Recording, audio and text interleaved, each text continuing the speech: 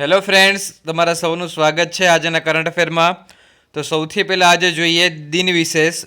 તો 21 માર્ચ એ વસંત સંપાત દિવસ તરીકે જાણીતો છે. તો શા માટે તેને વસંત સંપાત દિવસ કહેવામાં આવે છે? તો આ એક પ્રકારની ખગોળીય પરિસ્થિતિ છે. આવી સ્થિતિ છે ને વર્ષમાં કુલ 4 વખત સર્જાય છે. ક્યારે ક્યારે સર્જાય છે? પહેલું તો 21 માર્ચના સર્જાય છે કે જ્યારે દિવસ અને રાત બંને સરખા હોય છે, એટલે કે બંનેની લેન્થ સરખી હોય છે, અને કહેવાય છે વસંત સંપાત દિવસ. 21 જૂનના શું હોય છે? તો દિવસ મોટો હોય છે, રાત નાની હોય છે. પછી 20 સપ્ટેમ્બરના અગેન દિવસ અને રાત સરખા જોવા મળે છે, એને કહેવાય છે શરદ સંપાત દિવસ. અને 21 ડિસેમ્બરના શું જોવા મળે છે? તો રાત મોટી અને દિવસ નાનો જોવા મળે છે. તો આ 4 ઘટના ખાસ યાદ રાખશું, પરીક્ષાલક્ષી બની રહે છે. તાજેતરમાં 21 માર્ચ ગઈ છે એટલે કે વસંત સંપાત દિવસ ગયું છે. પરીક્ષામાં સિમ્પલ એવો ક્વેશ્ચન પૂછાઈ શકે છે કે વસંત સંપાત દિવસ કઈ તારીખે આવે છે? તો 21 માર્ચ. એવો પ્રશ્ન પૂછાય કે વસંત સંપાત દિવસના દિવસ અને રાતમાં બેમાંથી કોણ મોટું હોય છે? તો દિવસ અને રાત બંને સરખા હોય છે. 21 જૂનના શું હોય છે? તો દિવસ મોટો હોય છે. 20 સપ્ટેમ્બરમાં અગેન દિવસ અને રાત બંને સરખા હોય છે, કે જેને શરદ સંપાત દિવસ કહેવાય છે. અને 21 ડિસેમ્બરના રાત મોટી હોય છે. તો આ 4 દિવસ જીકેની દ્રષ્ટિએ ખૂબ જ અગત્યના છે, તો ખાસ આપણે યાદ રાખી લેવા. હવે બીજું દિન વિશેષ જોઈએ, વિશ્વ વન દિવસ.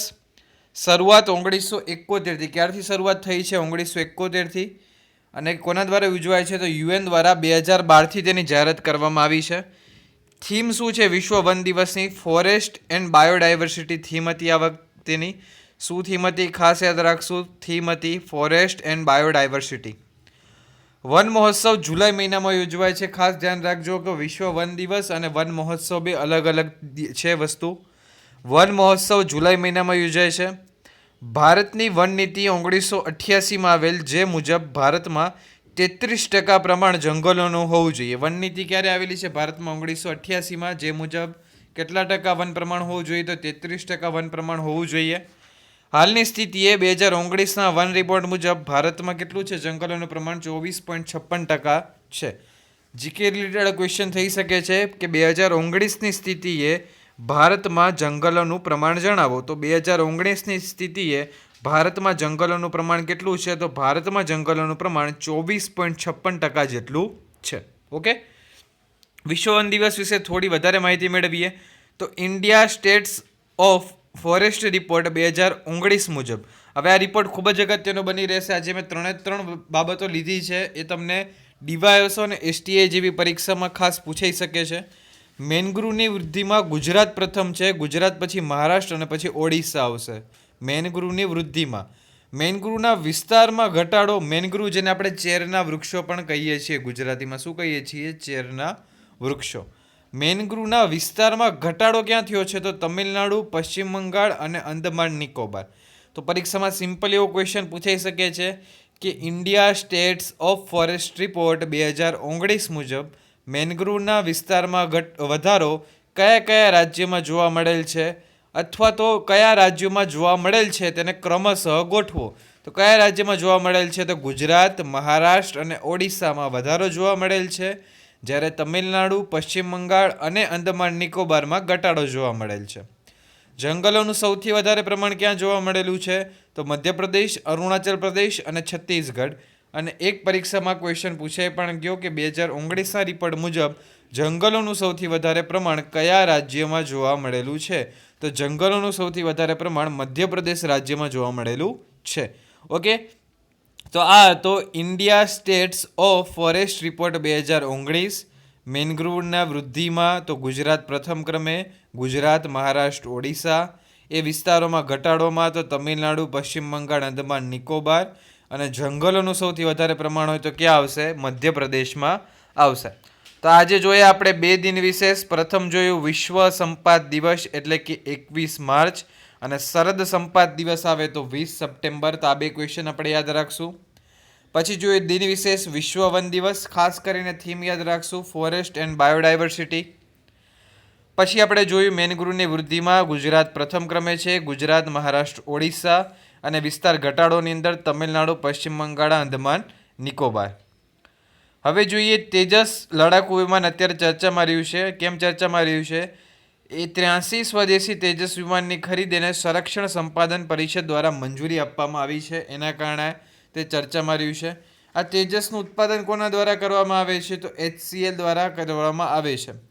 તેજસ વિશે થોડી માહિતી મેળવીએ તો તેજસ એ લાઇટ કોમ્બેટ એરક્રાફ્ટ છે. કેવું છે? Light combat aircraft. માત્ર એક જ એન્જિન ધરાવે છે. ભારતનું પ્રથમ સ્વદેશી વિમાન છે. 1 મિનિટમાં તે 3600થી 4000 જેટલા બોમ્બથી હુમલા કરવાની ક્ષમતા ધરાવે છે. dy.SO STI PI જેવી પરીક્ષા હોય તો વિધાનવાળા પ્રશ્ન પૂછાઈ શકે છે કે નીચેનામાંથી કયું વિધાન તેજસ માટે યોગ્ય છે અથવા યોગ્ય નથી. તો કયા કયા વિધાનો યોગ્ય થશે? પ્રથમ વિધાન તે લાઇટ કોમ્બેટ એરક્રાફ્ટ છે. એક જ એન્જિન ધરાવતું વિમાન છે. ભારતનું પ્રથમ સ્વદેશી વિમાન છે અને એક જ મિનિટમાં 3600થી 4000 જેટલા બોમ્બથી હુમલા કરવાની ક્ષમતા ધરાવતું વિમાન છે. હવે જોઈએ તેજસ લડાકુ વિમાન, એના વિશે થોડી વધારે માહિતી મેળવીએ તો DAC the defence acquisition council દ્વારા તેની સ્થાપના 2001માં અને એના અધ્યક્ષ કોણ હોય છે? તો એના અધ્યક્ષ રક્ષા મંત્રી હોય છે. HCL કે જેના દ્વારા તેજસ વિમાન વિકસાવવામાં આવ્યું છે. HCL વિશે થોડી માહિતી મેળવીએ તો HCL એટલે હિન્દુસ્તાન એરોનોટિક્સ લિમિટેડ કે જેની સ્થાપના 1940માં. સ્થાપક વાલચંદ હીરાચંદ હતા અને એનું હેડક્વાર્ટર ક્યાં આવેલું છે? બેંગલુરુ ખાતે આવેલું છે. તો આપણે થોડી માહિતી મેળવી. DAC વિશે કેમ માહિતી મેળવી? કેમ કે મંજૂરીને કોણે આપી છે ખરીદીને? તો DAC એ મંજૂરી આપી છે. અને ઉત્પાદન કરવા કોણ જઈ રહ્યું છે? તો HCL કરવા જઈ રહ્યું છે. તો એના માટે થઈને આપણે બંને DAC અને HCL બંને વિશે માહિતી મેળવી છે. DACમાં ખાસ યાદ રાખજો કે DACના અધ્યક્ષ કોણ હશે? રક્ષા મંત્રી. ભારતના વર્તમાન રક્ષા મંત્રી કોણ છે? તો શ્રી રાજનાથસિંહ ભારતના વર્તમાન રક્ષા મંત્રી છે. HCLનું ફૂલ ફોર્મ શું થશે? તો હિન્દુસ્તાન એરોનોટિક્સ લિમિટેડ. ઓકે, હવે જોઈએ નેક્સ્ટ ન્યૂઝ. ભારત વીજળી ઉત્પાદનમાં 3જા નંબરનો દેશ બન્યો છે. માથાદીઠ વપરાશમાં ભારત 106માં ક્રમે છે. આંતરરાષ્ટ્રીય ઉર્જા એજન્સી દ્વારા અહેવાલ બહાર પાડવામાં આવ્યો છે કે જેમાં વીજળી ઉત્પાદનમાં ભારત કયા નંબરે આવ્યો છે? 3જા નંબરે આવ્યો છે. પરીક્ષામાં સિમ્પલ એવો ક્વેશ્ચન પૂછાઈ શકે છે કે તાજેતરમાં ભારત વીજળી ઉત્પાદનમાં કયા નંબરે આવ્યો છે? તો તાજેતરમાં ભારત વીજળી ઉત્પાદનમાં 3જા નંબરે આવ્યો છે. ભારતનું લક્ષ્યાંક શું છે? તો ભારતનું લક્ષ્યાંક 175 ગીગાવોટ ઉત્પન્ન કરવાનું ભારતનું લક્ષ્યાંક છે કે જેમાં 100 ગીગાવોટ શું હશે? તો સોલાર એનર્જી હશે. આ ભારતનું લક્ષ્યાંક છે. ઓકે, હવે જોઈએ નેક્સ્ટ ન્યૂઝ. સુપ્રીમ કોર્ટે સૌ પ્રથમવાર ગેરલાયકાત બાબતે કોઈ મંત્રીને હટાવ્યા છે. સૌ પ્રથમ વખત આવો કિસ્સો સર્જાયો છે. કયા અનુચ્છેદ અંતર્ગત હટાવી શકાય છે? તો અનુચ્છેદ 142 અંતર્ગત હટાવી શકાય છે. તો ખાસ યાદ રાખશું, અનુચ્છેદ 142 અંતર્ગત હટાવી શકાય છે. કયા રાજ્યમાં ઘટના બની છે? તો મણિપુર રાજ્યમાં ઘટના બની છે. મણિપુર રાજ્યના મંત્રી કોણ છે? તો શ્યામ કુમાર સિંહ છે. કોણ છે મણિપુર રાજ્યના મંત્રી? શ્યામ કુમાર સિંહ. સુપ્રીમ કોર્ટે તેમને વિધાનસભામાં પ્રવેશવાનો પ્રતિબંધ લગાવ્યો છે. ઓકે, તો મણિપુર રાજ્ય વિશે થોડી માહિતી મેળવીએ તો મણિપુર રાજ્યની રાજધાની છે ઇમ્ફાલ. ઇમ્ફાલ આવશે, થોડું ટાઈપિંગ મિસ્ટેક છે. ઇમ્ફાલ. રાજ્યપાલ છે નઝમા હેપતુલ્લા. આ નઝમા હેપતુલ્લા નું શું છે જીકે? તો કે સૌથી વધારે સમય રાજ્યસભામાં રહેવાનો રેકોર્ડ તેઓ ધરાવે છે. અને મુખ્યમંત્રી કોણ છે વર્તમાન? તો M બિરેન સિંહ. અને આ જે આર્ટિકલ ચર્ચામાં રહ્યો છે બંધારણ રિલેટેડ ખૂબ જ અગત્યનું કરંટ અફેર કહી શકાય. તો ખાસ યાદ રાખશું, સુપ્રીમ કોર્ટે સૌ પ્રથમ વખત પાવર્સનો યુઝ કર્યો છે અને ગેરલાયકાત બાબતે કોઈ મંત્રીને દૂર કર્યા છે. કયા અનુચ્છેદનો ઉપયોગ કર્યો છે? તો અનુચ્છેદ નંબર 142નો ઉપયોગ કરે છે. આ મણિપુર રાજ્યના કયા મંત્રીને દૂર કરવામાં આવ્યા છે? તો શ્યામ કુમાર સિંહને દૂર કરવામાં આવ્યા છે. આ મણિપુર રાજ્ય વચ્ચે આપણે ફેક્ટ જીકે રિલેટેડ માહિતી મેળવીએ તો તેની રાજધાની ઇમ્ફાલ છે. રાજ્યપાલ નઝમા હેપતુલ્લા છે. ઓકે, નેક્સ્ટ ન્યૂઝ જોઈએ. માય એન્કાઉન્ટર ઇન પાર્લામેન્ટ પુસ્તકનું વિમોચન. પુસ્તક ખાસ આપણે યાદ રાખશું કેમ કે પુસ્તક વારંવાર પરીક્ષામાં પૂછાતા હોય છે, એના લેખક પૂછાતા હોય છે. તો માય એન્કાઉન્ટર ઇન પાર્લામેન્ટ પુસ્તકનું વિમોચન થયું છે કે જેના લેખક ભાલચંદ્ર મુંગકેર છે. ખાસ યાદ રાખશું, માય એન્કાઉન્ટર ઇન પાર્લામેન્ટ આ પુસ્તકના લેખક કોણ છે? ભાલચંદ્ર મુંગકેર, કે જેઓ અર્થશાસ્ત્રી અને રાજ્યસભાના પૂર્વ સભ્ય હતા. ઓકે, તો માય એન્કાઉન્ટર ઇન પાર્લામેન્ટ પુસ્તકના લેખક કોણ છે? તો ભાલચંદ્ર મુંગકેર. નેક્સ્ટ ન્યૂઝ જોઈએ. કોવિડ મતલબ કે આ કેના વિશે ચર્ચા છે? તો કોરોના વાયરસ વિશે ચર્ચા કરવા જઈ રહ્યું છે. તો એના માટે એક ઇકોનોમિક રિસ્પોન્સ ટાસ્ક ફોર્સ બનાવવામાં આવી છે. કોરોનાના કારણે દેશમાં આર્થિક મુશ્કેલી ના સર્જાય એના માટે ટાસ્ક ફોર્સ રચવામાં આવી છે કે જેના અધ્યક્ષ નાણામંત્રી શ્રીમતી નિર્મલા સીતારામન છે.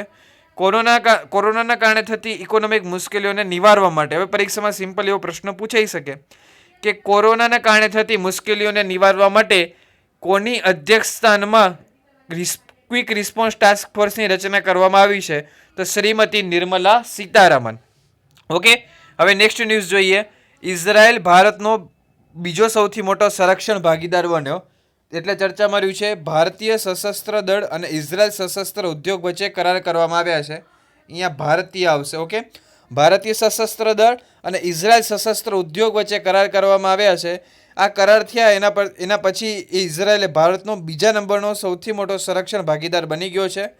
ભારત ઇઝરાયલ પાસેથી 16479 LMG એટલે કે લાઇટ મેકેનિક ગન ખરીદશે. આ ગનનું નામ નેગેવ છે. શું યાદ રાખવાનું છે? ગનનું નામ. કયા નામની ગન ખરીદવા જઈ રહ્યું છે ભારત? તો નેગેવ, જેનો ઉપયોગ પ્રથમ વિશ્વયુદ્ધમાં થયો હતો. એ ગન ભારત ખરીદવા જઈ રહ્યું છે, નેગેવ નામની. ઓકે, હવે જોઈએ નેક્સ્ટ ન્યૂઝ. ઓકે, હવે આજનું કરંટ અફેર અહીંયા કમ્પ્લીટ થાય છે. તો આપણે જોઈએ ક્વિઝ, આ કરંટ અફેર આધારિત. તો તમારે આજના ક્વિઝના આન્સર કમેન્ટ કરવાના છે. ડેઈલી 100 મિત્રો કમેન્ટ કરે એવી હું આશા રાખું છું. તો પ્લીઝ 100 મિત્રો કમેન્ટ કરે. જોઈએ સૌથી પહેલો ક્વેશ્ચન, વર્ષનો કયો દિવસ વસંત સંપાત દિવસ તરીકે ઓળખાય છે? બીજો ક્વેશ્ચન, કયા દિવસે મોટો અને રાત નાની હોય છે? એટલે કે દિવસ લાંબો અને રાત નાની હોય છે. તમારે તારીખ જણાવવાની છે. વિશ્વ વન દિવસ 2020ની થીમ શું હતી? India state of forest report 2019 મુજબ ભારતમાં જંગલોનું પ્રમાણ કેટલું છે? તાજેતરમાં કેટલા સ્વદેશી તેજસ લડાકુ વિમાનની ખરીદીને સંરક્ષણ સંપાદન પરિષદ દ્વારા મંજૂરી અપાઈ છે? અને છેલ્લો ક્વેશ્ચન છે આજનો, વીજળીના માથાદીઠ વપરાશમાં ભારતનો વિશ્વમાં કેટલામો ક્રમ છે? ઓકે, તો આ હતા આજની કરંટ અફેર પ્લસ કરંટ અફેરની ક્વિઝ. તમામ મિત્રો કમેન્ટ કરવાનું રાખશે તેવી હું આશા રાખું છું.